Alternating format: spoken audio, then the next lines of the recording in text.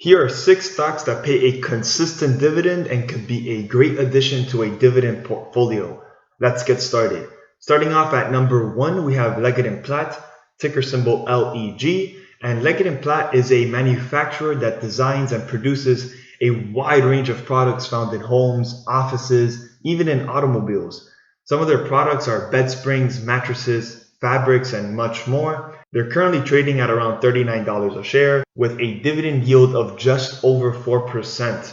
Their 5-year dividend yield average is around 3.1%, which could mean there is some value at this price point. Their 52-week high was $46.50, therefore trading about 16% below their 52-week high and trading at around a 15 forward PE based off next year's earnings. Their dividend history is just phenomenal with over 45 years of consecutive dividend payments, as they are a part of the dividends aristocrats. And I do own this stock currently. I think it's a solid dividend play and there might not be much price appreciation. This company is a little bit cyclical when it comes to the stock price, but at a 4% yield, I think this stock is a good addition to a dividend portfolio. So coming in at number 2, we have the company Cummins, ticker symbol CMI. And Cummins is a diversified manufacturer of natural gas and diesel engines, as well as hybrid and fully electric engines and powertrains. They also produce the components that go inside these engines as well. They're currently trading at around $155 a share with a dividend yield of around 3.4%. Their 5-year dividend yield average is around 2.8%. Their 52-week high is $176, trading 12% below their 52-week high and a forward PE of around 11. Their dividend history has 9 years of consecutive dividend growth, and I do currently own this stock in my portfolio, and I believe it's going to be not only a strong dividend player, but have some nice growth in their business over time. You just got to be patient with this type of company. You got to give it some time, and I'm sure this company will have decent growth and be a strong dividend payer. Coming in at number 3, we have American Express, ticker symbol AXP. And American Express is a financial services company that provides credit card products, travel-related services to consumers and businesses worldwide. They're currently trading at around $112 for a dividend yield of around 1.5%. Their 5-year dividend yield average is around 1.4%.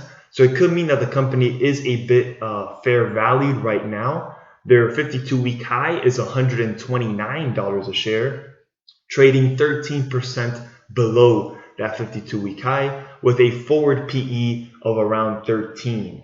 Now, if we look at their dividend history, we can see that they have 8 years of consecutive dividend growth. And I currently don't own AXP, however, with a forward PE under 11, maybe even at the high 10s, it could be a potential buy. Definitely going to be following this stock into next week. Coming in at number 4, we have Eastman Chemical Co, ticker symbol EMN. And this company produces different types of chemicals and materials found in everyday items.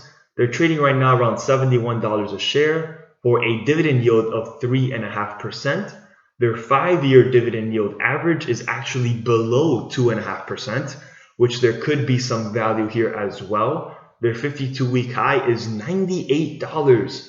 Therefore, they're trading 27% below their 52-week high and at a forward PE of 8 based off next year's earnings. This is probably one of the cheapest companies from the 6 and also a strong company as well. If you look at their dividend history, they have been increasing their dividends for 9 straight years, and I do currently own this company. I believe it's severely undervalued just based off the fundamentals alone. They have a great balance sheet, consistent earnings, and consistent revenues. I think this is a stock that has just been teared down due to the China trade war and the tariff situations. But this company over the long run is going to be a great dividend payer and probably have some good price appreciation if you're buying in at this price point. So coming in at number 5, we have company 3M, ticker symbol MMM. 3M is a diversified industrials company. They produce products in safety and industrial, transportation and electronic, healthcare and consumer products categories or segments. They're currently trading at around $155 a share for a 3.7 dividend yield, and their 5-year dividend yield average is around 2.5%. So there could be some value here as well. Their 52-week high is $220 a share, and they're trading 29% below their 52-week high with a forward PE of around 15. Now, not the best forward PE, but definitely at a discount from their 52-week high and at a discount compared to their 5-year dividend yield average. And looking at their dividend, they're actually one of the best dividend paying companies out there with over 60 years of consecutive dividend growth. And they're one of the most consistent dividend paying companies. They have a great balance sheet and a strong business. And I do currently own 3M in my portfolio.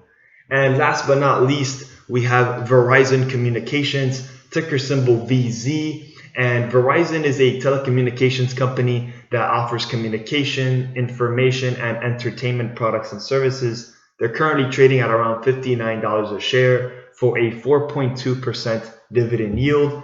Their 5-year dividend yield average sits around 2.5%, believe it or not. And their 52-week high is actually $62 a share. They're basically trading within 5% of their 52-week high and a forward PE of around 12.